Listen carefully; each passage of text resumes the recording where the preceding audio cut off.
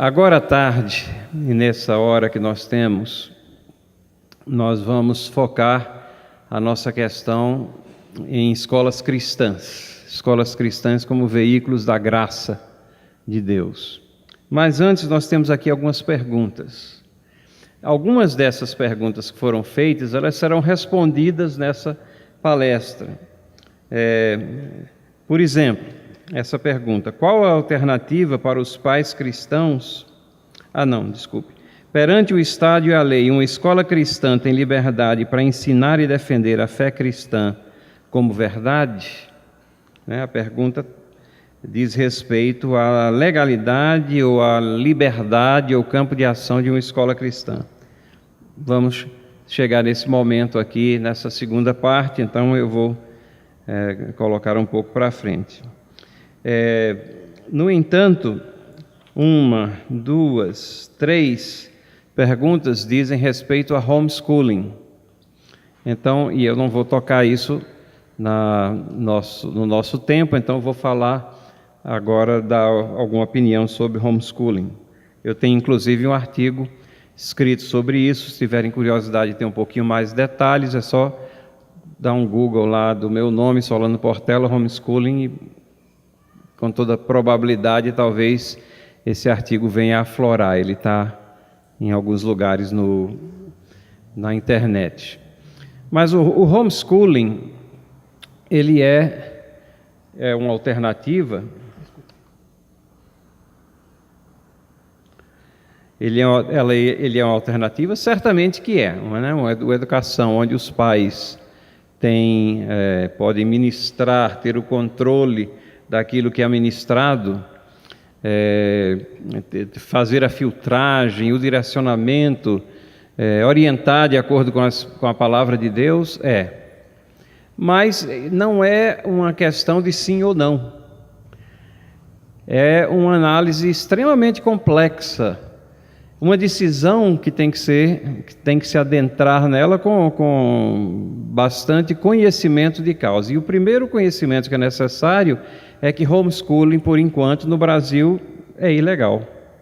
Não há essa possibilidade de homeschooling no Brasil legalmente. Existem vários movimentos, existe movimentação, existem projetos que tramitam no Congresso, existem até associações, existem maneiras e formas, de você legalizar aquilo que não está legalizado. Se você faz, por exemplo, uma EJA ou um EJA, que é a alfabetização de jovens e adultos, e educação de jovens e adultos, e obtém um certificado de uma escola que está credenciada como tal, você encurta anos de permanência na escola.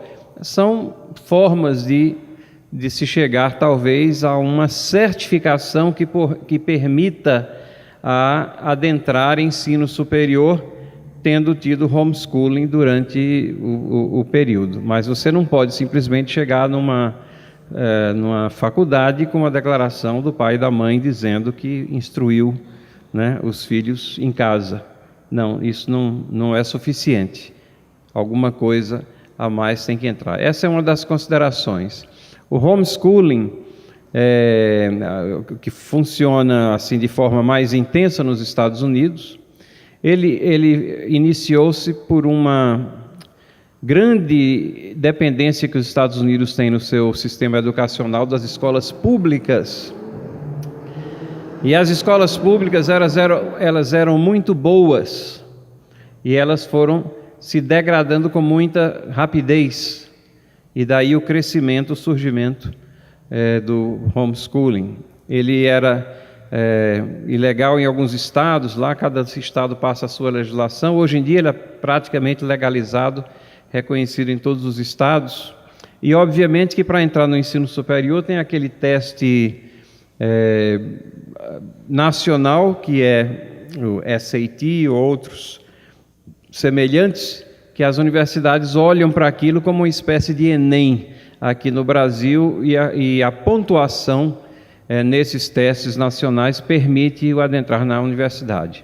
Estatisticamente, o homeschooling, as crianças e adolescentes que são alvo de homeschooling nos Estados Unidos, o score que elas têm nesses testes nacionais está no topo 15%. Então, a instrução é de qualidade muito boa.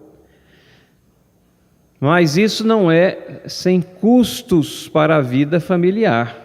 Tem que se ter uma grande percepção disso. Um pastor amigo meu, ele disse que na maioria das vezes, quando se fala de homeschooling, todos os maridos são entusiastas porque está se falando na realidade de wife schooling, ou seja, a carga cai em cima da mulher na maioria das vezes. Isso é algo a se pesar, né? É uma carga muito grande, muito intensa. Outra questão a ponderar: você termina inibindo certos aspectos educacionais que são muito proveitosos, que é a da interação social, que é você ter pessoas de níveis e situações diferentes, e as crianças convivendo com isso aprendem também a questão da convivência. Isso é muito diminuído no homeschooling. Nos Estados Unidos, formam-se associações de pais que tentam mitigar esse efeito, e é interessante porque, com o passar do tempo, um pai leva para o ginásio de esportes, para fazer tal esporte, o outro leva para tal atividade. De repente você tem quase que atividades escolares que estão debaixo da cobertura do homeschooling, mas é um novo tipo de escola, né? Mudando o professor de pai para diminuir a carga de um, concentra no outro e assim por diante. Então, são questões que têm que ser pesadas. Uma outra situação: um amigo meu, norte-americano, quando eu morava em Manaus, algumas décadas atrás, ele obviamente, dentro do sistema norte-americano, ele decidiu pelo homeschooling, e me falou de uma dificuldade. Ele disse: a maior dificuldade que eu tenho é separar o papel de pai e de professor. Quando a criança vai para a escola, tem algum problema na escola, a criança tem uma espécie de santuário em casa, onde ela pode voltar e colocar os problemas, e espera-se que seja julgado aquilo com uma certa isenção, nem sempre dando razão a ela, se ela não tem, mas dentro de um contexto de amor e disciplina cristã, você orienta, ou às vezes mostrando que o professor tem a razão, e ponderar essas coisas. É uma espécie de corte de apelo, ou de apelação. Mas se você tem o papel de pai e professor, ele disse: às vezes eu tenho um problema no momento de escola, e esse problema perdura, não termina, aquilo continua durante o dia, e no dia seguinte, e questões que deveriam ter um contraponto ou uma possibilidade de tratamento diferenciado terminam sendo misturadas. Esses papéis de pai e professor fica impossível de serem separados. Isso era um ponto negativo que ele colocou para mim na experiência dele. Eu compartilho com vocês apenas porque nós estamos tratando dessa questão. Em outras palavras, tem as suas vantagens, né? Tem as suas barreiras legais ainda, que possivelmente serão eliminadas. No Japão também é ilegal, e tem uma associação com mais de 2.500 pais que fazem isso na internet e tudo mais.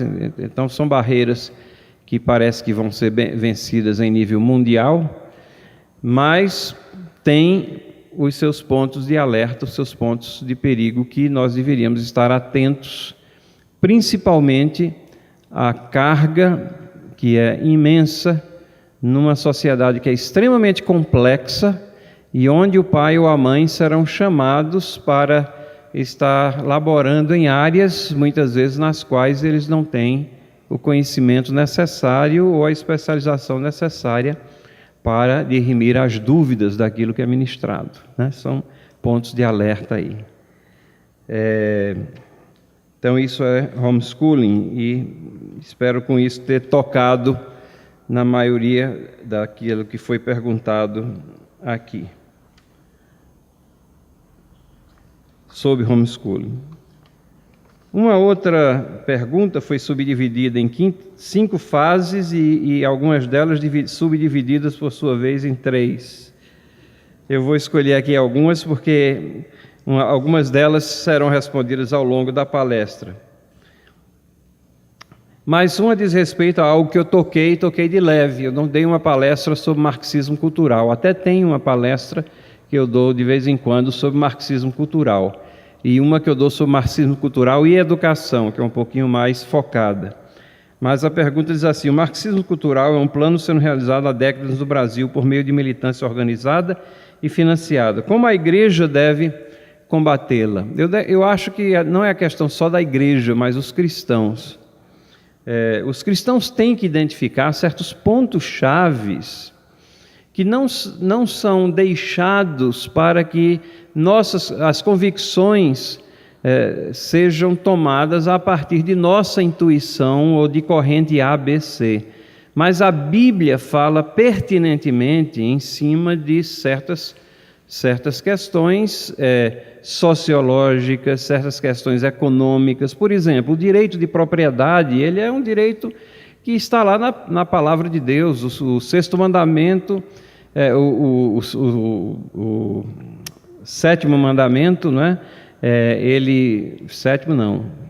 O oitavo mandamento especifica claramente que não se deve furtar, roubar.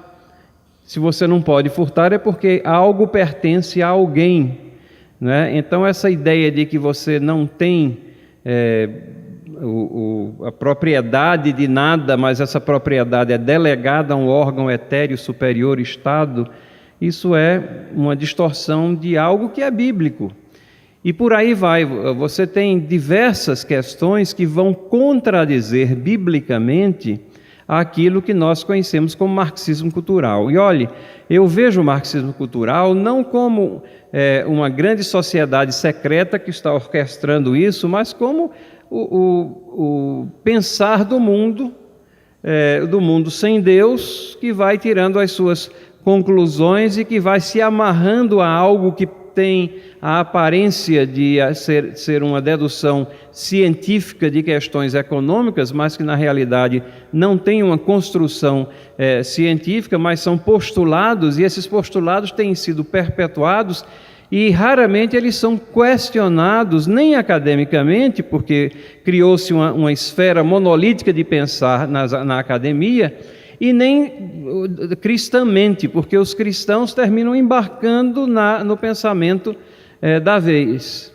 Então, chegada a hora, ou já passa a hora, de que nós cristãos pensemos biblicamente sobre essas situações, sobre essas questões, sobre questões sociais, sobre questões de propriedade, de suposta distribuição de renda ou encorajamento para que as pessoas desenvolvam igualmente as suas desigualdades, né? A visão bíblica ela é igualitária no sentido de que todos têm que ser iguais ou que todos têm que ter oportunidades de desenvolver as suas desigualdades. São questões profundas que nós temos que responder biblicamente.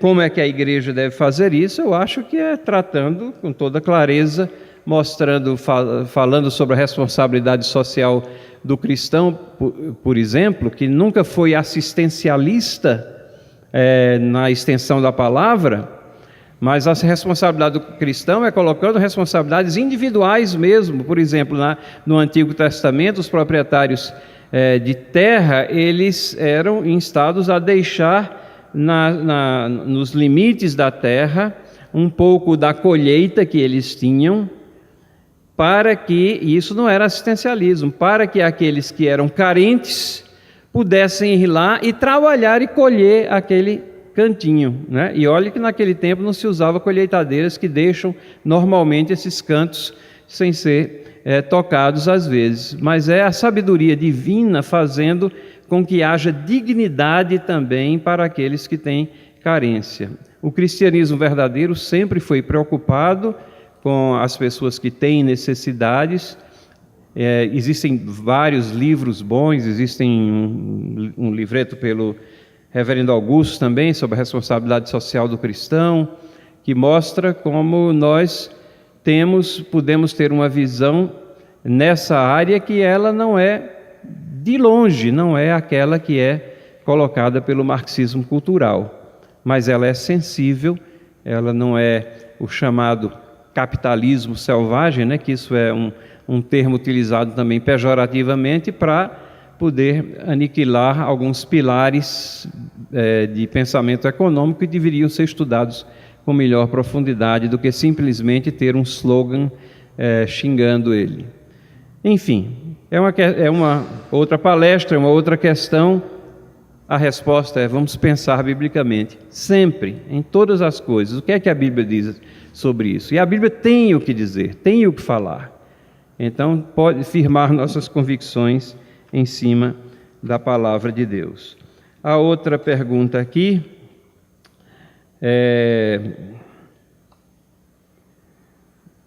o que o senhor acha do projeto Escola Sem Partido? Eu acho que a intenção do projeto é boa e ela procede de uma constatação veraz de uma carga muito intensa de ideologização que vem marcando as últimas décadas aqui no nosso país e que está presente nos livros didáticos e que eu mostrei aqui com toda clareza aonde isso leva, né? Temos uma história distorcida, totalmente. Então, a intenção é você retirar essa carga ideológica desequilibrada. Eu já tive algumas restrições, porque eu fiquei pensando, o projeto fala de ensinar objetivamente, mas objetividade pura não existe.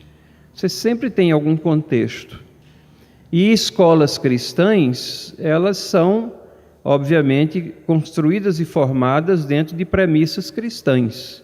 Então, esse projeto não vai ser um tiro no pé de escolas confessionais. Aí depois tive algumas conversas com Miguel Najib, que é um dos formadores do projeto, e ele disse que eu preciso estudar isso um pouco mais a fundo, mas ele afirma que desde que a escola confessional deixe muito bem explicitado em seus contratos e na sua formulação a que ela vem, então dentro dessa linha ela poderia gravitar sem problemas maiores nesse projeto que está tramitando. Eu não sou nenhum expert nessa área, mas aquietou um pouco as minhas apreensões. Eu acho que indevido docentes se utilizarem de uma suposta autonomia de expressão para colocarem vieses que são destrutivos à visão de família, visão de gênero e outros pilares que nós temos prezamos e temos dentro das Escrituras. Então, alguma coisa que venha a frear isso é benéfico, mas também não pode ser algo impensado que venha a ser contraproducente para a realização de uma educação escolar cristã em uma escola confessional. Então, mais uma vez, uma questão complexa que não se presta a uma resposta não qualificada.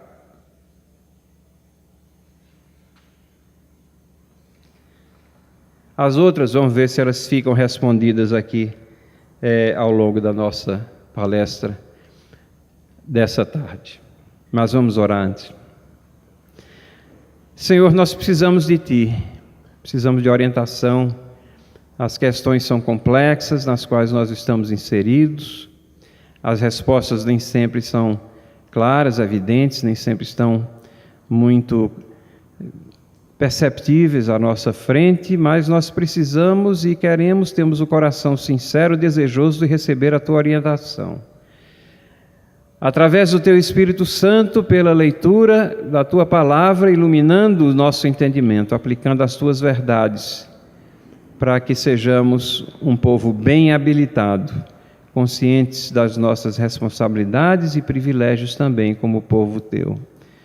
Então, guia-nos, ensina-nos, direciona-nos e faze-nos verdadeiramente sal da terra, luz do mundo, veículos da graça de Deus.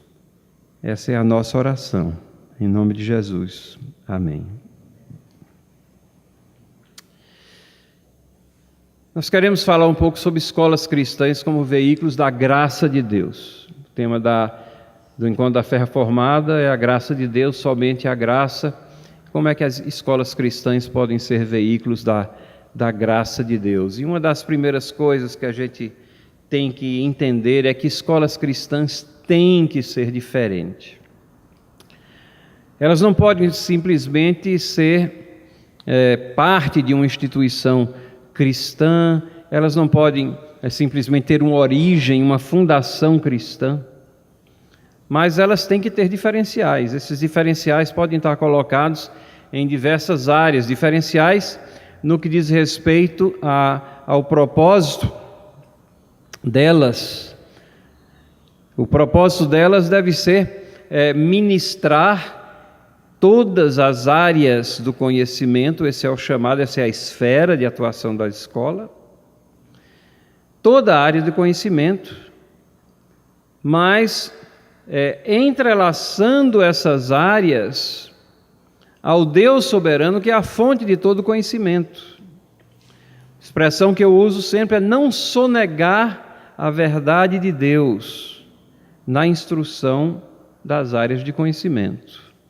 Ora, se Deus é parte, e Ele é não somente parte, mas a origem e o fim de todas as coisas, o propósito maior, como é que nós podemos ter uma educação adequadamente ministrada se Deus está ausente? É aquilo que o Gordon Clark falou naquela última transparência que eu mostrei, que escolas que pretendem alijar a Deus da visão de mundo, elas não são neutras, né? Isso é uma mentira. Elas estão ensinando o ateísmo e a forma mais cruel. Então elas têm que ser diferenciais em propósito, elas têm que ser diferenciais em conteúdo, né? O conteúdo deve fazer e promover essas ligações.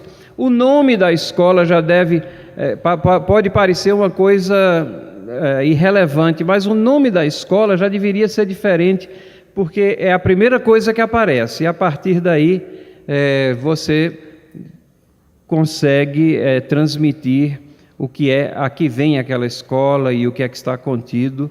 E, obviamente, ela é uma escola constituída por pessoas diferentes, pessoas que devem entender, conhecer os princípios de uma educação cristã, pessoas que farão a diferença, a prática do relacionamento cristão dentro da escola, a questão de uma disciplina que seja justa, mas também onde haja a possibilidade de redenção, de perdão, né? São coisas que são essenciais a uma escola.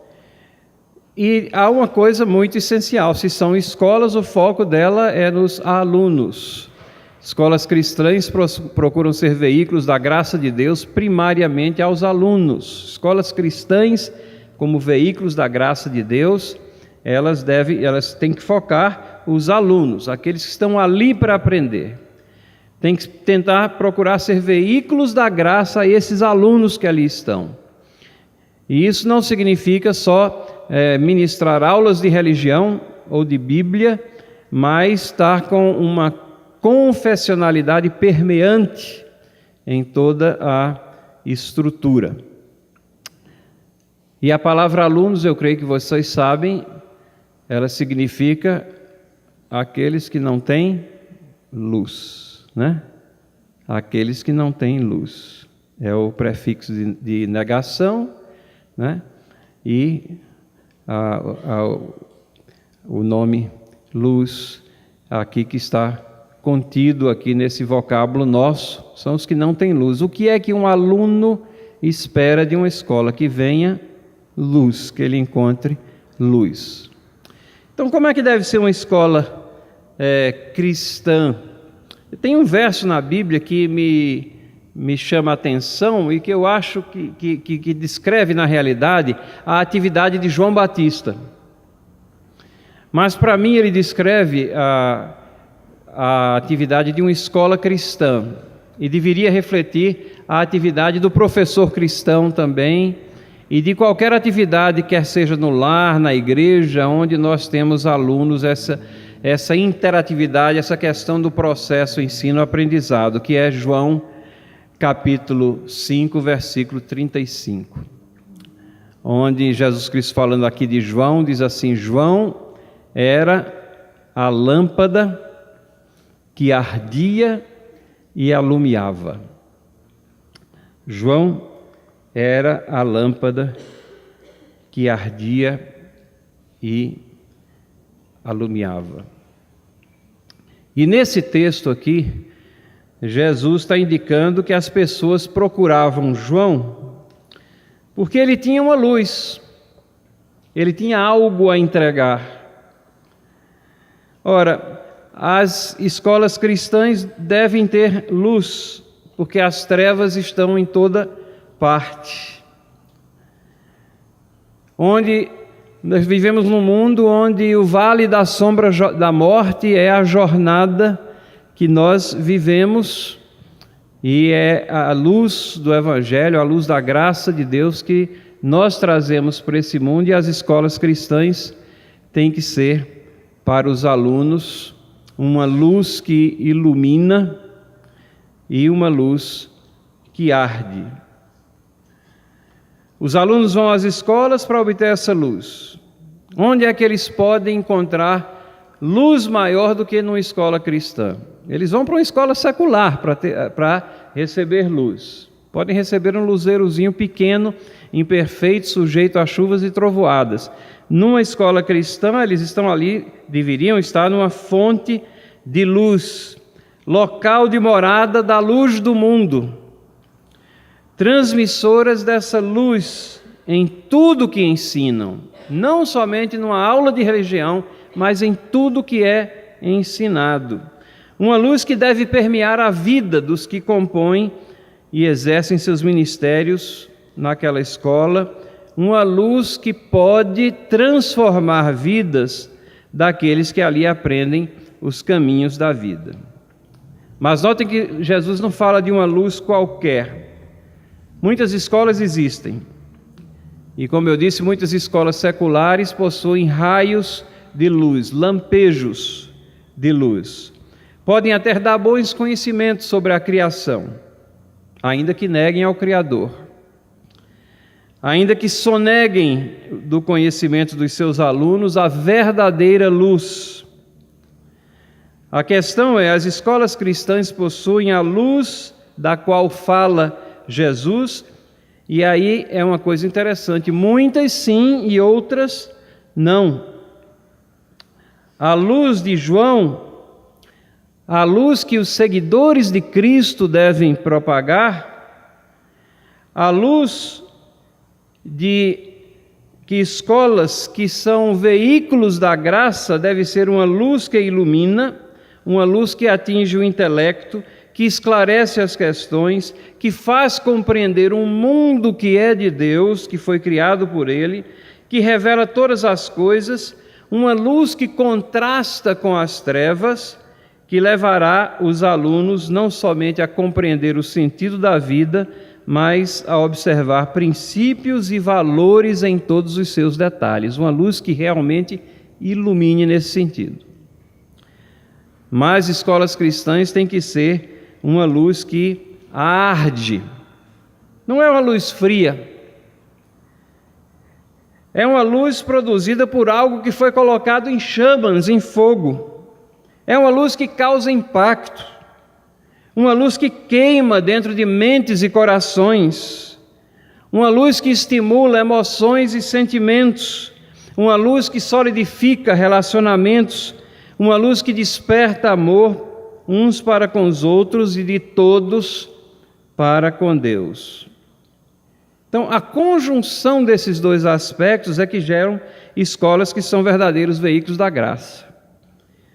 E é preciso cuidar para que escolas cristãs não apresentem apenas um dos aspectos dessa luz. Muitas transbordam apenas em emoção, apresentam grandes relacionamentos, mas relegam a um segundo plano a missão primordial de educar, de iluminar. Outras ocupam-se tão somente do intelecto, preparam bem os alunos para as matérias, mas nunca chegam a relacioná-las com o Criador. Falta alma ao ensinar. Escolas cristãs têm que arder e têm que iluminar. No Brasil, nós temos um desafio todo peculiar, que é fazer educação escolar cristã em um contexto não cristão. Uma das perguntas que eu recebi pergunta: a escola cristã tem legitimidade? Ela pode realmente falar de Jesus? Não é somente falar de Jesus, mas apresentar uma visão diferente, uma abordagem diferente às áreas de conhecimento? A boa notícia é que sim, pode. O artigo 20 da Lei de Diretrizes e Bases estabelece lá a existência de escolas confessionais. E diz lá, escolas confessionais são aquelas criadas dentro de uma ideologia ou orientação específica. Eu até fico pensando que na mente do legislador, nessa ideologia, ele tinha alguma outra coisa em mente. Mas é ali que nós estamos encaixados também. Escolas cristãs podem existir legalmente, devem existir legalmente e devem cumprir, preencher os seus espaços. É certo que pais e alunos estão acostumados a uma visão secularizada de educação. A visão de que você não pode trazer nenhum elemento que entrelace questões que são consideradas religiosas com ensino. É aquela visão equivocada da objetividade do ensino. E é interessante que essa objeção às vezes vem de pais cristãos. Eu conheço uma escola cristã que fez um programa de Dia das Mães. E aí veio uma mãe de uma aluna e participou daquele momento lá e saiu reclamando, dizendo: isso eu tenho lá na minha igreja, eu não preciso disso aqui na escola.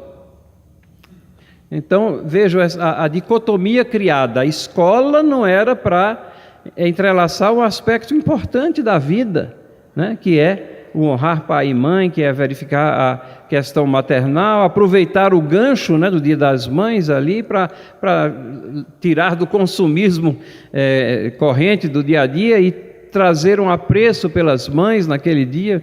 Que coisa mais apropriada para ser feita numa escola cristã, mas ali estava uma visão dizendo que aquilo eu tenho na igreja. Como é que a escola cristã supera esse desafio, né? Uma outra pergunta aqui diz respeito, mas a escola cristã, nós não estamos promovendo um isolacionismo, fazendo uma escola só para crentes? Primeiro, isso vai ser extremamente difícil aqui no Brasil, você ter uma escola só de alunos oriundos de famílias cristãs. É bastante difícil isso.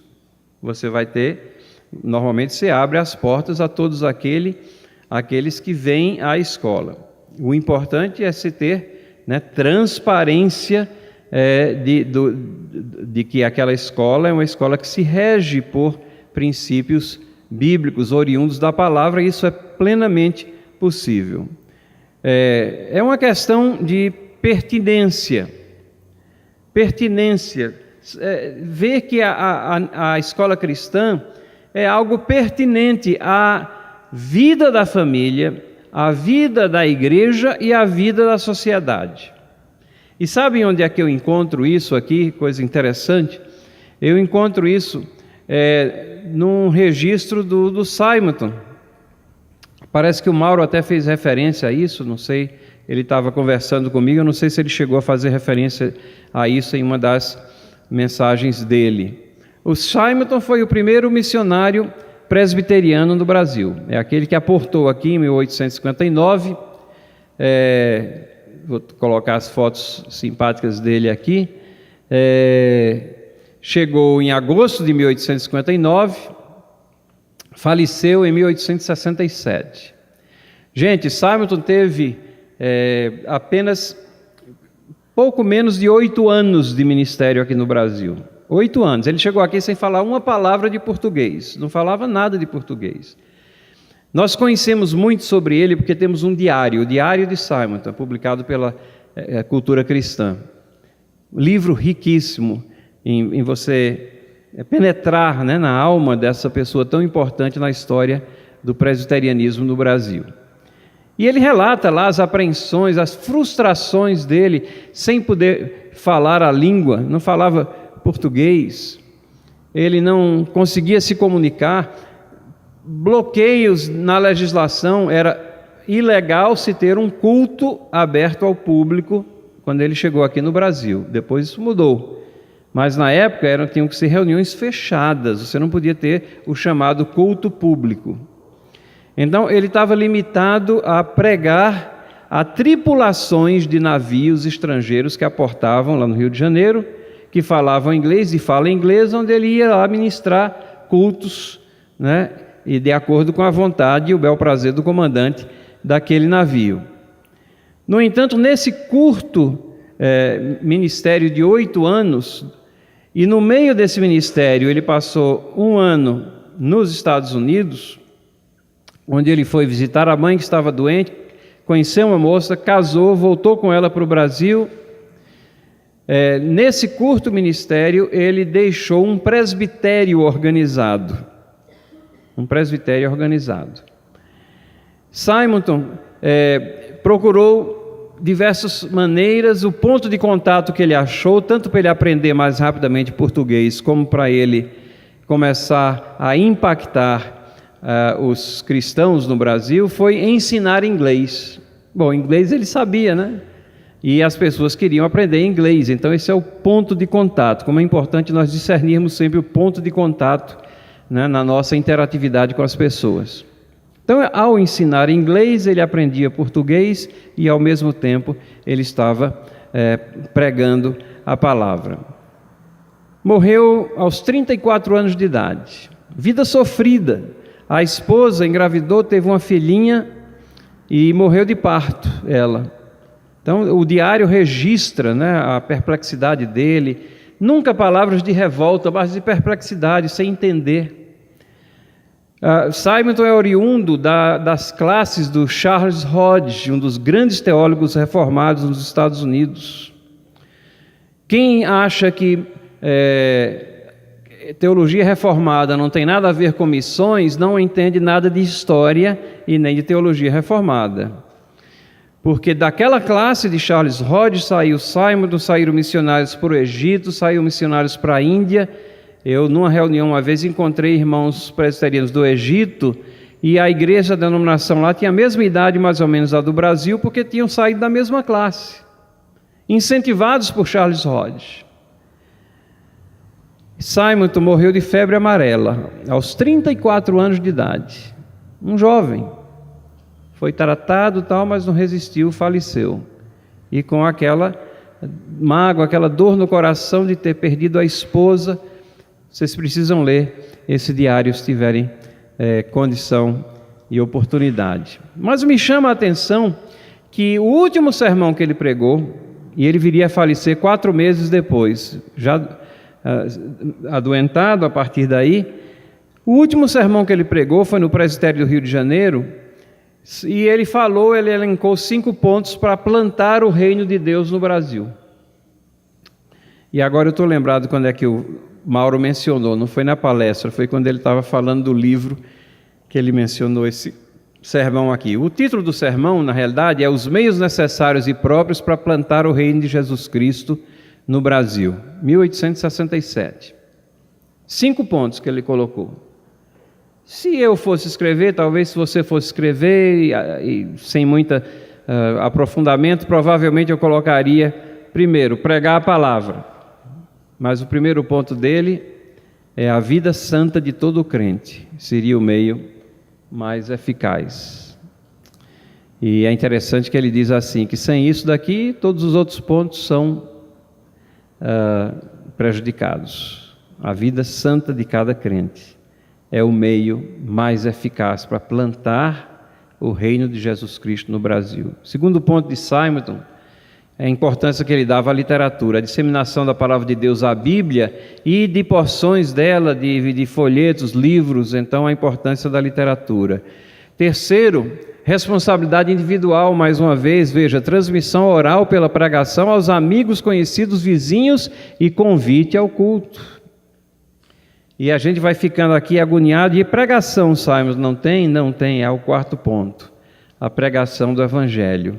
Pregação do Evangelho, ele diz, por pessoas devidamente capacitadas, ordenadas para tal. Mas chama-me a atenção, e dentro do assunto que nós estamos tratando, o quinto ponto para Simon, relacionado com os meios necessários e próprios para plantar o reino de Jesus Cristo no Brasil, era o estabelecimento de escolas. Estabelecimento de escolas. Vejam como na visão dele, uma vida direcionada por Deus, ele considera isso uma questão tão importante. Escolas que fossem escolas cristãs, escolas que tivessem uma abordagem cristã do conhecimento, escolas que dessem uma visão de vida, que julgassem as coisas que acontecem no mundo a partir de um fio de prumo que está calcado nas Escrituras. É interessante também que, em cumprimento a isso, um dos missionários bem próximos, na realidade ele era cunhado de Simonton, George Chamberlain, ele fundou uma instituição e disse assim: profundamente convencido da verdade de que não há boa educação sem o ensino das ideias morais e religiosas, tais quais são contidas nas Escrituras Sagradas, os diretores têm dado, desde o primeiro dia da abertura de suas aulas, em 1870, lugar de honra à palavra do Mestre vindo da parte de Deus. Para Chamberlain, a Bíblia tinha que ter um lugar central nas atividades da instituição que foi fundada. E ele escreveu isso. Para Chamberlain, disse: mais fácil seria fechar as aulas do que abandonar essa prática. Tal era a importância que ele dava à palavra de Deus. Então, a fé reformada, ela sempre deu ênfase à formação de escolas. Calvino fundou a Academia de Genebra. Lutero sempre defendeu também a formação de escolas. Um dos motos do luteranismo, na realidade, era uma escola em cada paróquia, né? Ainda uma terminologia um pouco não muito utilizada nos nossos meios hoje, mas significando uma em cada igreja, uma escola em cada igreja. Abraham Kuyper, nesse livro que é a transcrição de uma palestra ou de conferências que ele proferiu lá em Princeton, Calvinismo, vejam o que ele diz assim: Deus está presente em toda a vida, com a influência do seu poder onipresente e todo-poderoso. Nenhuma esfera da vida humana é concebida na qual a religião sustente suas exigências sem que Deus seja louvado, para que as ordenanças de Deus sejam observadas e que todo labora seja impregnado com sua ora em fervente e contínua adoração. Onde quer que o homem possa estar, tudo quanto possa fazer, em tudo que possa aplicar sua mão, na agricultura, no comércio, na indústria, ou sua mente no mundo da arte e ciência, ele está, seja no que for, constantemente posicionado diante da face do seu Deus, está empregado no serviço do seu Deus, deve obedecer estritamente seu Deus e, acima de tudo, deve objetivar a glória de seu Deus. Abraham Kuyper foi estadista holandês, século XIX, ele foi jornalista, ele foi teólogo, foi pastor, foi escritor, homem extremamente agraciado com dons e habilidades especiais por Deus, e ele aqui nos mostra, nos dá essa visão de mundo, essa cosmovisão cristã, que olha todo o universo como pertencente a Deus, e Ele o é. E todas as áreas do conhecimento, do saber, se relacionam com Deus. E ele não abre assim avenidas ou exceções, ele diz assim: qualquer coisa que o homem esteja fazendo, ele está fazendo na face do seu Deus. O descrente que está lá, o médico descrente que está operando com a habilidade que foi dada por Deus, ele está fazendo aquilo porque Deus assim o capacitou e o possibilitou. Embora ele não reconheça, ou o pedreiro, ou o arquiteto, ou o advogado, ou qualquer outra profissão, é Deus que é a fonte do conhecimento, do saber. As escolas cristãs ela tem que ter essa visão pertinente e abrangente, e ministrar o saber dentro dessa perspectiva. Que glória é nós termos essa percepção e fazermos aquilo para o qual Deus nos chamou, dando glórias a Ele, em vez de fazer como o homem natural, que utiliza todas essas dádivas de Deus, mas não o reconhece como o nosso Senhor do universo, né? Então essa é a visão, essa é a cosmovisão cristã. E o Salmo 19, para mim, ele captura de uma forma magistral o que é a visão de mundo do ponto de vista cristão, do ponto de vista da divindade. E isso daqui é o cerne da educação escolar cristã. Eu queria rapidamente aqui dar uma passeada nesse salmo, obviamente presbiterianamente, dividindo ele em 3 partes. Aqui, a primeira parte fala da criação e harmonia, versos 1 a 6. A segunda fala de uma lei que rege a criação, o papel do homem. E a terceira fala de considerações morais, conceitos de pecado, correção e glorificação a Deus. Então, esse é o Salmo 19. E o que eu vou fazer aqui, eu vou projetar ali o Salmo 19, vamos ler para a gente acordar um pouco também esses trechos, e depois a gente vê o que é que isso tem a ver com a nossa cosmovisão cristã. Está ruim ali, né? Mas vamos nos esforçar, que aí a gente acorda mais ainda. Salmo 19, 1 a 6. Vamos ler? Os céus proclamam a glória de Deus, e o firmamento anuncia as obras das suas mãos. Um dia discursa outro dia, e uma noite revela conhecimento a outra noite. Não há linguagens, nem há palavras, e deles não se ouve nenhum som. No entanto, por toda a terra se faz ouvir a sua voz, as suas palavras até os confins do mundo.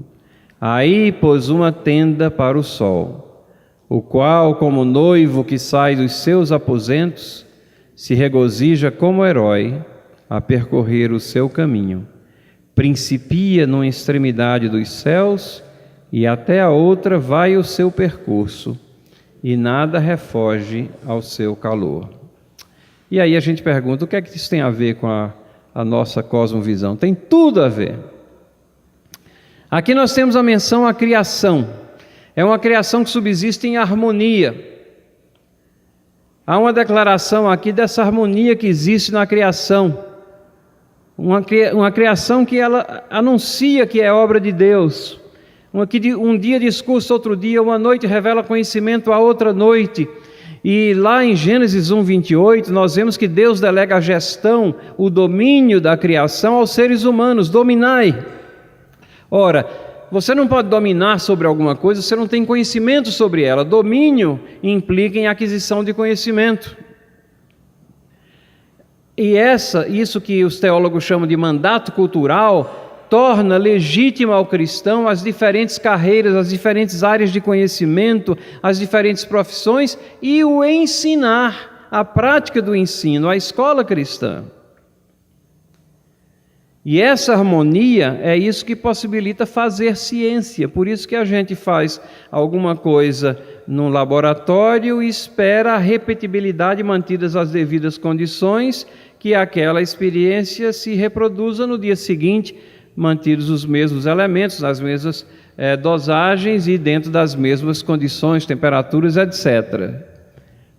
É possível fazer ciência porque nós vivemos num mundo ordenado, um mundo que procede de Deus. Leis físicas e químicas não são formuladas pela engenhosidade humana, não são projetadas por nossa imaginação, elas existem, elas estão no universo, elas estão aí para serem descobertas. Elas são descobertas, desvendadas. A prática, a metodologia científica, a repetibilidade de processos, tudo isso é porque há harmonia nessa criação que procede de Deus. Mas o Salmo continua, e a segunda parte é versículos 7 a 10. Vamos ler? A lei do Senhor é perfeita e restaura a alma. O testemunho do Senhor é fiel e dá sabedoria aos simples. Os preceitos do Senhor são retos e alegram o coração. O mandamento do Senhor é puro e ilumina os olhos. O temor do Senhor é límpido e permanece para sempre. Os juízos do Senhor são verdadeiros e todos igualmente justos. São mais desejáveis do que ouro, mais do que muito ouro depurado, e são mais doces do que o mel e o destilar dos favos. E o que é que tem isso a ver com a nossa cosmovisão? Há uma lei maior, uma lei que transcende as leis físicas e químicas. A criação é mais do que um amontoado de pedra, pó, gases. Nós encontramos na criação a lei moral de Deus, pessoas. A criação ela não subsiste num vácuo moral. Existem padrões comportamentais e éticos que procedem de um Deus soberano. Como é que nós sabemos se algo é bom ou ruim? Ora, nós temos a indicação do próprio Deus, aquilo que agrada a Ele, aquilo que lhe desagrada, aquilo que Ele define, aquilo que Ele diz que é condenável. Consequentemente, o conhecimento da criação física não pode ser divorciado do reconhecimento e respeito à pessoa de Deus, e no reconhecimento à pessoa de Deus está o princípio da sabedoria. É esse entrelaçamento, essa visão holística de que o universo é imanente e transcendente, não é? A transcendência de Deus está no universo. E o Salmo continua, tem a última parte aqui, vamos ler os versículos 11 a 14.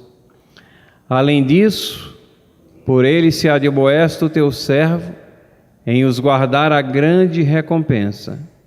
Quem há que possa discernir as próprias faltas? Absolve-me das que me são ocultas. Também da soberba guarda o teu servo, que ela não me domine. Então serei irrepreensível e ficarei livre de grande transgressão.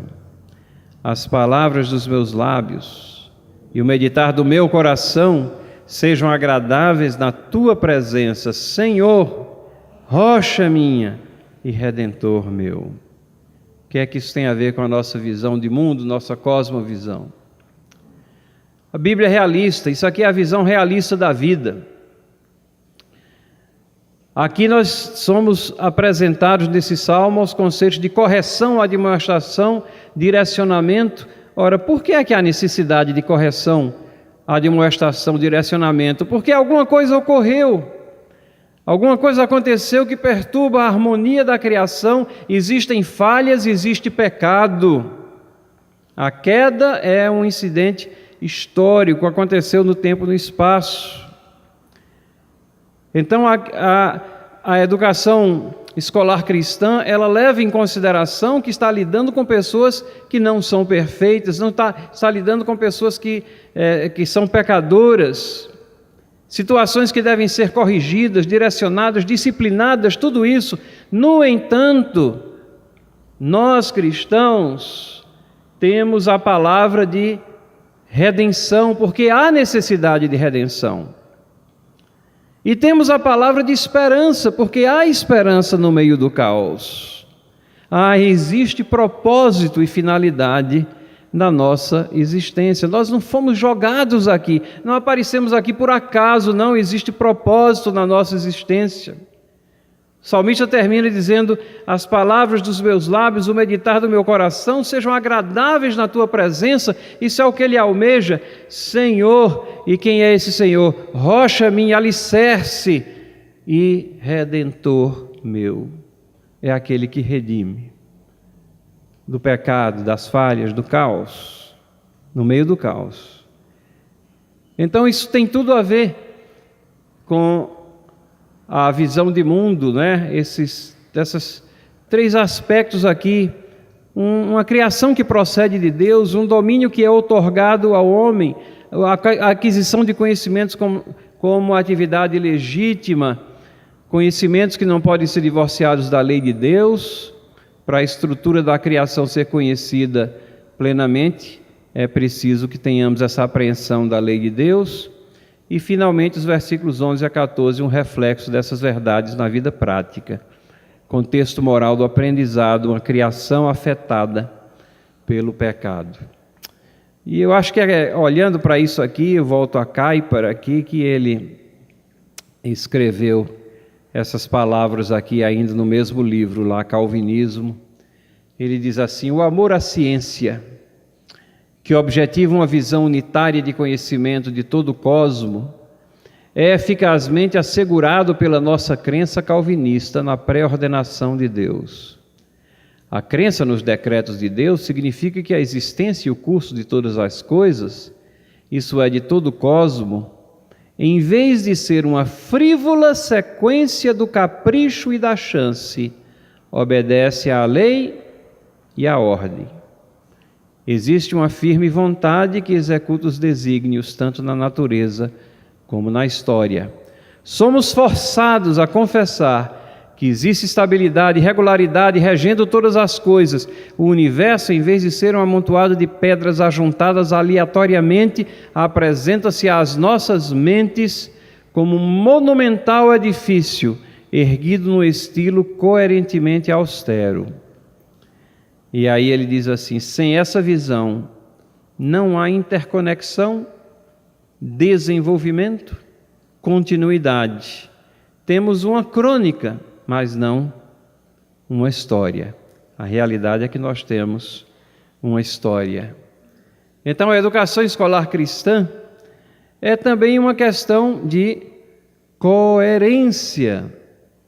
Coerência. Uma das perguntas, voltando, que eu já tentei responder também, sobre a legitimidade: é possível uma escola cristã apresentar as verdades sobre o prisma cristão? Vejam esses exemplos aqui que eu estou trazendo.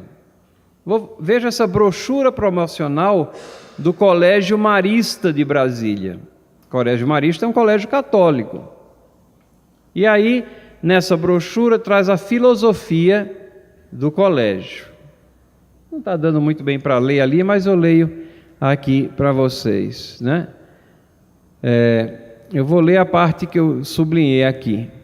Veja: para ver as coisas em sua total dimensão, é preciso dar real valor ao indivíduo. Para encontrar a justa expectativa do homem, é preciso descobrir a perspectiva de Deus, pois o homem é a sua imagem e o reflexo de Cristo.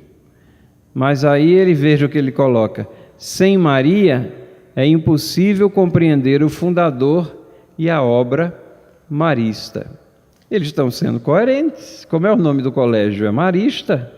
Aí eles colocam, falam de Cristo, falam de Deus, mas quem é que está no centro? Maria. Gente, a verdade é a seguinte: é que nós evangélicos cristãos somos extremamente tímidos e não temos a coragem de dar a face para bater, porque críticas nós vamos ter, mas nós temos que caminhar em cima de nossas convicções, e outros fazem isso. Quer outro exemplo? Colégios Judaicos de São Paulo. Os colégios judaicos têm o que é fundamental na educação do seu filho, também uma brochura promocional, né? Aí, essa daqui está pior ainda para ler. as escolas judaicas, mais conteúdo para o seu filho. Mas eu vou entrar já no... Aqui só atenta embaixo, são símbolos de várias escolas judaicas que fizeram um folheto só para promovê-las. E lá dentro tem assim um texto, o texto está como se fosse um rapazinho judeu, né, com que falar, e eu vou destacar aqui esse ponto. O que é que essa escola promove? Conhecimento de valores e tradições, avançados projetos pedagógicos, aprendizado nas línguas hebraica e inglesa, compromisso com valores judaico-universais, construção da autonomia, estudo da Torá, estudo da cultura judaica. E aí você chega numa escola cristã e ela quer ser agente secreto no reino de Deus, né? Quer esconder a identidade cristã, não, porque se eu colocar isso, ninguém vai vir para a escola, tal. Não é assim, temos que, é uma questão de coerência, né? Por isso que nós temos que pensar muito profundamente se as escolas cristãs estão sendo veículos da graça de Deus. Elas têm que ser, mas elas têm que ter a coragem de se estabelecer e atuar como tal. Porque é também uma questão de abrangência. Abrangência de como nós tratamos a mensagem cristã. Isso aqui, por exemplo, não é uma educação escolar cristã. Vou colocar aqui a situação de algumas escolas que têm o nome de cristãs, e as matérias aí são só exemplificativas, né? Ciências naturais, exatas, linguagem, e algumas fazem isso e aí inserem a Bíblia e acham que estão praticando a educação escolar cristã. Não é bem assim, não é inserção, mas é a palavra de Deus no centro, tocando e qualificando todas as áreas do conhecimento. Todas as áreas tocadas pela palavra de Deus, qualificadas, né? Então, essa é a educação escolar cristã. Um autor, James Drexler, ele disse o seguinte, que a educação escolar cristã, que é veículo da graça de Deus, ensina o reconhecimento do mundo de Deus. Isso é, os alunos não vão estar aprendendo somente sobre matemática, ciência histórica, eles estão aprendendo sobre o mundo, e é um mundo que é de Deus. A educação escolar cristã ensina a atitude correta à palavra de Deus, ela é vista como apreço que deve ter, como fonte de conhecimento, como revelação de Deus ao homem, revelação que é pertinente e toca nas áreas e atividades da humanidade e tem o propósito de fazer a vontade de Deus. Então são essas as considerações que eu queria trazer para vocês aqui, e eu pergunto ao pastor se a gente tem ainda uns 2, 3 minutinhos, 5 minutinhos, tem uns 5 minutinhos mágicos ali que ele sempre tira da cartola, mesmo quando o tempo já está estourado. Queria só fazer um exercício aqui com vocês, né? Um exercício de aplicar a nossa cosmovisão nas questões da vida aí. E essa é a pergunta: existe esperança? Existe esperança? Você tem coragem de ler o texto que eu vou colocar aqui? E para que você não fique irrequieto, eu vou ler o texto, né? Você pode seguir aí, mas não joguem muitos tomates ou nada aqui na medida que eu for lendo o texto. Eu faço parte de uma geração perdida e me recuso a acreditar que eu posso viver diferentemente no mundo.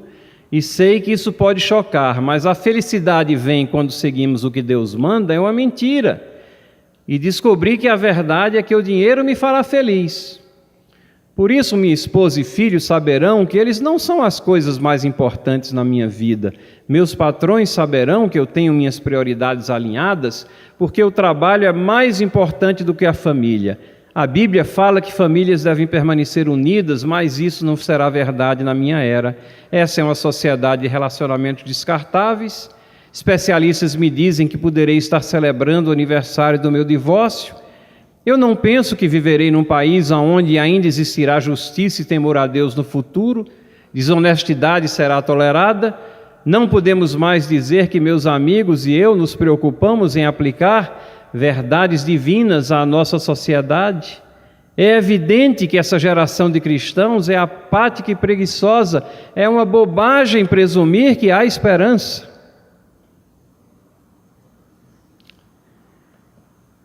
Tudo isso vai ser realidade, a não ser que nós escolhamos reverter isso.